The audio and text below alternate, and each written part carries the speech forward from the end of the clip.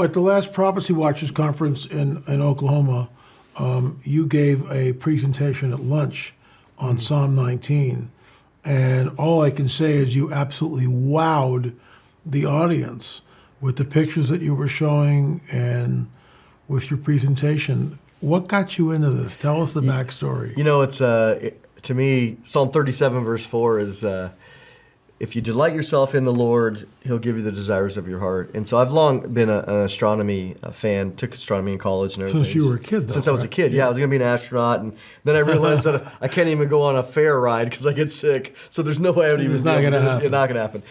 No centrifuge for you. No, that would be horrible. The cups, the teacups, horrible. Anyways, right. But so astronomy has long, been fascinating. And what's kind of rekindled it is the technology that we have today is so much better than 10 years ago, even 5 years ago. I would say even in the last 3 years or even 2 years that we've been developing the Psalm 19 project, the technology is just getting so sophisticated that what you have, Psalm 19, the heavens declare the glory of the Lord and the skies above show forth His handiwork. So what we're seeing out there, billions and billions and billions of objects that now are within reach of a person with not billions of dollars or even a university type telescope equipment or whatever.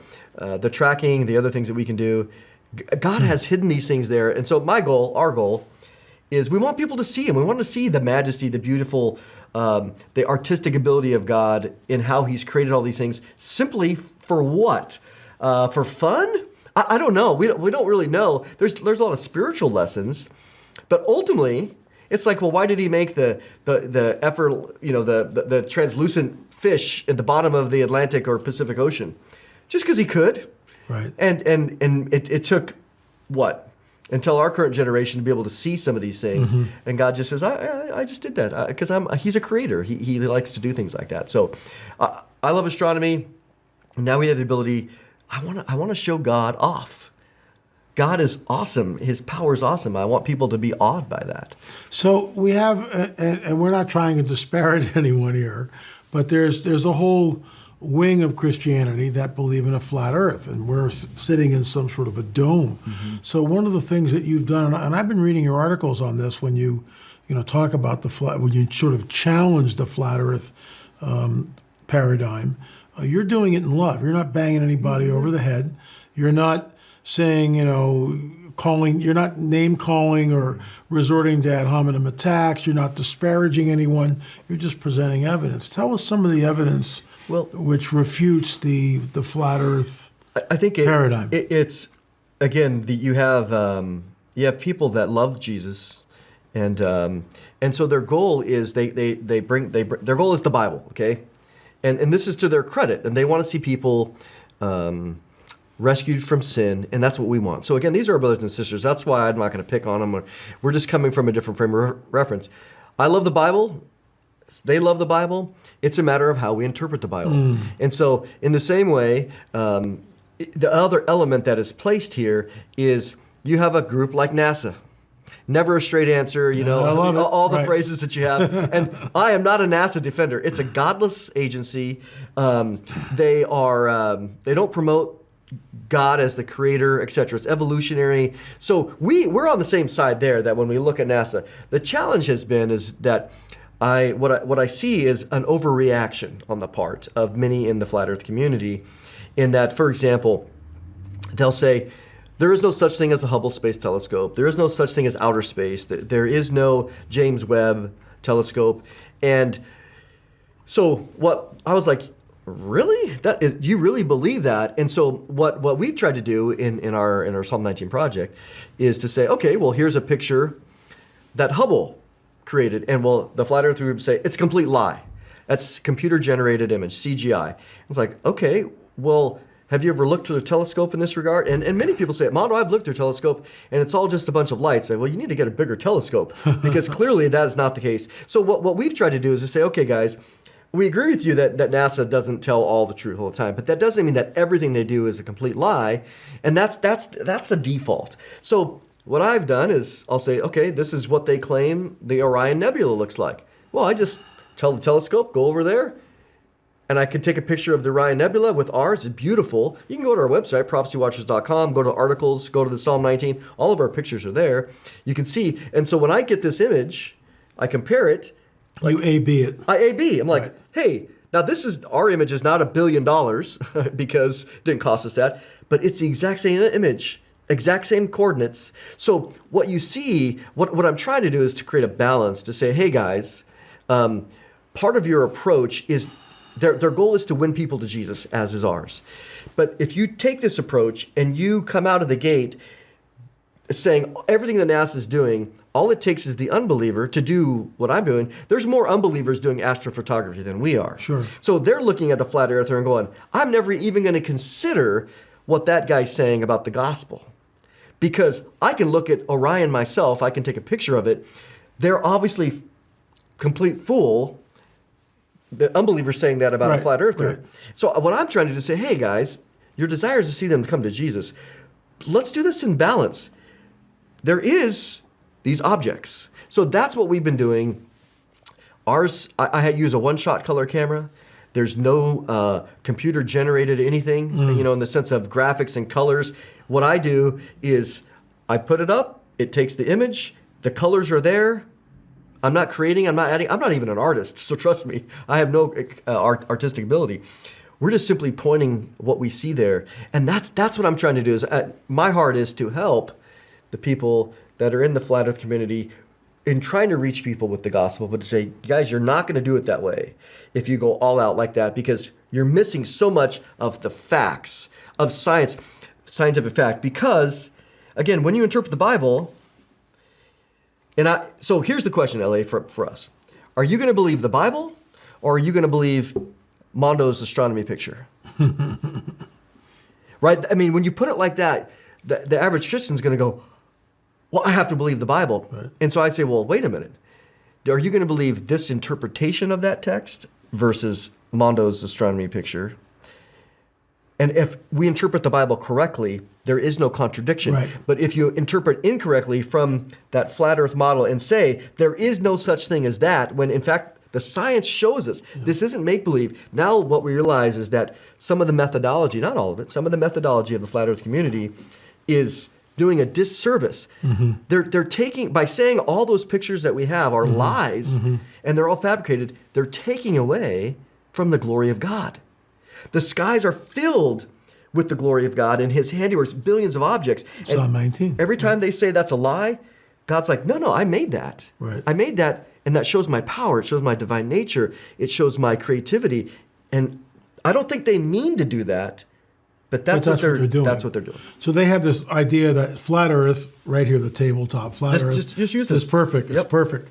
And here's the dome that goes over the whole thing. Like a snow globe. Yeah. So we're, and I've stated this at Prophecy Watchers conferences before, just, rent a private plane and go to the edge and show us, bring back the film. And no one can do that because it doesn't exist. Well, and what you have, the typical response to that, and again, is that I'm a conspiracy guy. So am I. We are. Yeah. So I lean towards believing conspiracies, but for the flat earth community, they go, well, don't you know that there's the Antarctic Treaty that doesn't allow, that they guard now in order to promote the globe lie. There's a military that keeps you from coming and approaching all of Antarctica, because for them Antarctica is all the way around the outside of the flat Earth. So anywhere you go, you can't go there and see the edge because you will be stopped by the military. Well, that's a great. I actually have read the Antarctica Treaty, and I'm like, I don't see. It's not there. It's not there. And not saying that there isn't an agreement to do research and other things, but at the end of the day, what you just said is, well, show us. Yeah. Go out, bring something. Show how you are getting. You're getting stopped. That would be a great thing, is to come out there, fly over. Yeah, and then just show us the altercation. Show us the altercation. Yeah. Mm-hmm. Let me ask you this, and you've shown me this, some of your photographs, and I'm looking at these galaxies that you're showing me, and I'm just sitting there going like, where are we, and what is this? It's humbling to the point of you just sit there and you're silent. You're saying. You're just silent because you realize that we don't know where we are, what this is, and God's he's just having fun. Your thoughts? Yeah, it brings us to even at dinner last night. I'm going to show you the latest images that unbelievable. It's unbelievable, Yeah. and the galaxies and one of the images was I was taking a picture of what's called the Witch Head Nebula. Right, yeah, and it looks like a profile of a witch. Just pareidolia. Pareidolia, creativity. They put names to these things, but then as I was looking, I was like, "Ellie, come here and look at this." The image is really, really big, and as I'm going over and just scanning, oh, there's another galaxy. There's a galaxy. I didn't even know they were there. But there's these huge spiral galaxies, barred spiral. I mean, irregular galaxies. Just there's another one. There's another one. There's another one, and you think, if I had a bigger telescope, Bob's like, no, there would be even more that we would see there. So, the glory of God is magnificent. It reminds me of Psalm 8. David, same one who wrote Psalm 19.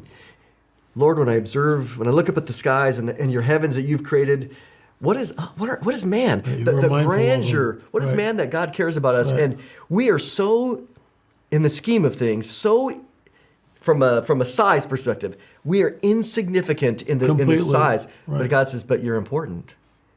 Because I made you, I created you. Yeah. And so there's a theology there. And so that's all really the heart is to try to say, look, guys, if you as you embrace a flat earth cosmology, they are saying, and many people said, Mondo, I can't believe you're in bed with NASA now. I'm like, so not in bed with NASA. I'm not in bed. No. Again, we have all this very expensive equipment. So I want to say, what do you think I'm doing? Do you think I'm going out there? I got this big telescope. I'm not using it. I'm just out there on my computer creating these images. I mean, this is real equipment. It's very sophisticated. It's very technical. It takes a lot of learning to get it dialed in. Hey everybody, Mondo Gonzales here in the observatory, and I wanted to share with you all about how we take an image. I've been sharing some images lately, which has been super exciting. I'll give you kind of a rundown of what we have here in the observatory. Here is our permanent pier with our mount, which is a direct drive magnetic mount, which is really cool. This is our big scope. This is a 12.5 inch, it's called a CDK. We don't really call it a reflector, but it's kind of like that, where it has a mirror here and makes its way around. This is our camera. So you can also put eyepieces on here if you wanted, but for the sake of doing astrophotography, this is our camera. So this is our big scope with a 2532 millimeter focal length, which allows us to really zoom in on things. Here is our other 6-inch refractor. And again, here we have the red is a camera, a CMOS camera. This is what they call an electronic filter wheel, which has filters in there, and you just tell it, and it'll put the new filter in as you go. This is a 1200 focal length. So you can tell that this stuff is super sophisticated. Right here is an automatic electronic focuser. So I just tell it to focus it. It takes some images, goes back and forth, and focuses in on a star to make sure you have pinpoint focus. Over here in the corner, this was what we started with. This is one of our portable mounts, which is really fun. And this right here is our, this is a Takahashi refractor as well. It's a 3.3 inch, 85 millimeter. But this is what we're going to use for the sun. We have a camera that will go on the back here, as well as an extender. What they basically magnifies the image. So when we're looking at the sun, we get the super details.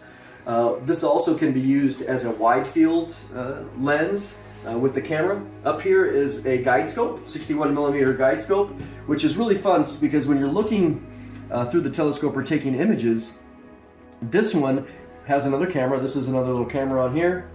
This will be taking an image of the stars, and it communicates with the mount and is guiding the mount exactly where it needs to go, so that as it's tracking the image, or the target, it keeps it perfectly in line at a certain, what they call error. Now over here, this one is so fancy and sophisticated that it doesn't need a guide scope. You could put one on there, but it doesn't need it. The tracking on this is practically zero.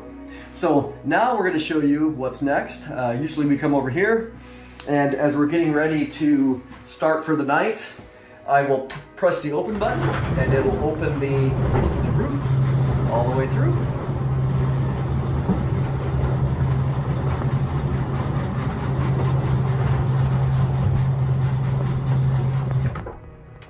So what we're doing now, the first thing that I do is I pick a star, and here's my little map. Pretty easy. You can see there, just it's got a sky map, just kind of fun. I pick a star, I click go to, and the mount makes its way over to the star. And you can see it turning and making its way. Once I get there, the first thing that you need to do is you need to autofocus the mount. So I come up here and I just hit, I go to this button over here. It's just amazing technology. I click start the autofocus and boom, and all of a sudden you'll see the position of the focuser starts going in and out. What it does is it takes an image, as you'll see up here. The image will show up right over here on this side, and it'll measure the size of the star, which is really, really cool. And as it measures the size of the star, it says, oh, it looks a little big, and so then it'll bring the focuser in, and then it'll take another image. And it says, oh, so here here's where the star appeared. This is it right here, and it's like, hey, we need to go bring the focuser in a little bit. It'll take another picture, measures the star, and it does it 5 different times. And then what it does is they call it a V curve, and it'll measure what is the smallest image, which is what you want. You want the star to be really small and tight. And then it'll decide automatically which one was the best, and it'll move the focuser to that one and say you're ready to go. Okay, so it takes a few minutes for it to take its 5 separate images, but you can see here that the first image was 11.13 diameter. It measured 68 stars. The next one 7.1. So the smaller, it shows you over here that the focus position of 18449 is really what we want. Maybe even a little low. If you press this graph, it's taking these images, and as it gets lower, this is beautiful. It shows you down here, right around 18.3, 18.250 is the perfect spot, the smallest part of the star. And if you look over here, it shows 18.257. So now that we have this, our focus is perfect. It's controlled. It's automatically there. So now what we're going to do is we're going to decide which target we want. And I have been working on a galaxy right here. You can see, I'll bring it down, M101. Here's the Big Dipper. I click on this. I click go to. Boom. The mount is now moving to the target. And so it's set up on the galaxy of M101. Now that the telescope is pointed at our target, I can go over here to tracking, and it tells me how good the tracking is, and anything below 1 is beautiful. And so you can see it's getting a little bit better. It's starting to settle down a little bit. When we move around in here, it's very sensitive. But over here, you can see that the tracking error is, I mean, it's just stunning. It's under 0.3, 0.4 without any guiding like the other one. So this is a very sophisticated system. So now what we're going to do is, now that we're on our target, we're going to go over to the tracking software or the photographing software, and we're going to go to the sequence. And so what I'm going to tell it to do is I'm going to open up this, and I'm going to tell it that I want to do, we're just going to take a preview. So I'm going to do a single. I'm going to put in here 300 seconds, which is 5 minutes. And this is what we want, and we'll take the 5-minute image, and I'll show you what, this is a preview, I'll show you what comes up after 5 minutes.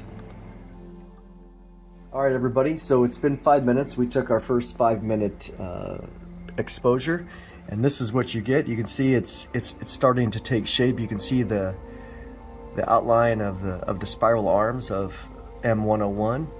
And what I'm going to do is I'll probably take up to probably 200 of these images, and then what you do is you stack them together, because these things are really, really dim. And so here I'll show you what we've done. I've taken 2.5 hours of data, and this is what 2.5 hours looks like. And you can see how it's really taking shape. And my goal is to do 13 hours at least, maybe even 20 hours of data. So you can see already how beautiful the colors are already coming out. You can see the arms, these little dust lanes right here. By getting some more hours, these dust lanes, which, so we're not creating anything here. We're just allowing the photons to absorb into the camera, because this is so far away. That's why it's so dim. But when you just simply take an exposure, the light that is already there shows us. If we were to go, several light years or longer closer to it, it would brighten up. But since we're so far away, this is just 2.5 hours. So when we get done, you'll see it. All these dust lanes are going to end up becoming full-blown beautiful. But we go from the other image that we had, which again is right here. You can start to see it just after 5 minutes, to this after 2.5 hours, to the next one, which will be out of our minds. So this is kind of how we do it every night. Out here in the dark, it's nice, and the technology is amazing, and this is what we're doing with the Psalm 19 project. So I wanted to kind of give you an inside scoop of how the pictures that you're going to continue to see, what it takes to get them. It's quite complicated, but it's streamlined, and the technology that we have now allows us to get a glimpse into the glory of what God has put in the sky. There's millions of these, and it's galaxy season, so I'm going to be spending a lot of time getting galaxies over the next couple months. But you think about even 200 years ago, nobody could appreciate the awesome things that God has put right there for us to discover and to see. And as always, the heavens declare the glory of God, and the skies above show his handiwork. So thanks for watching. So are you guys going to make a calendar? How can people access You know this? what? We had, as we started showing our images through all of really this year, we had many people say, can you do a calendar? So we put together a calendar. You can find it at prophecywatchers.com. Cheap, $15. It's not a lot, because we want to get the images out there. Beautiful, stunning. We got a picture of the sun with a very specific hydrogen alpha lens, and you can see the intricate like filaments on the sun. It's just amazing what you can see, because most people will say as well, and that when you look at a planet, Mondo, I've looked at a planet, it's just a point of light. No, it isn't. You can actually see, and I'm going to do this for the next calendar, is focus on the planets, because you can see Jupiter rotating over a period. It rotates in 9 hours and 45 minutes. So from a visual spot, from a side, Right. that means in 4 hours, when the red spot comes out, you can see it just turn. It's over 1 4-hour period. It's rotating, and you can see the moon coming like this, and it disappears behind it, and you see it come out over here. So Jupiter is a sphere. It's a globe. Its moons are there. You can see it rotating. When people say that it's just a point of light, It's not. I'm not trying to be mean, LA. I just think don't fall for that. Go out and find. Go to a local star party. You don't need to spend tens of thousands of dollars on equipment, because this is what we know. People love showing off their stuff, right? You go to a star Go to a party. star party. There you go. And they have great equipment. Right. And you can say, "Can you show me Jupiter? I would love to see the red spot." And you'll see it is not just a point of light. It actually has substance, Yep. and it's rotating. Yep. Wow. Psalm 19, prophecywatchers.com, prophecywatchers.com.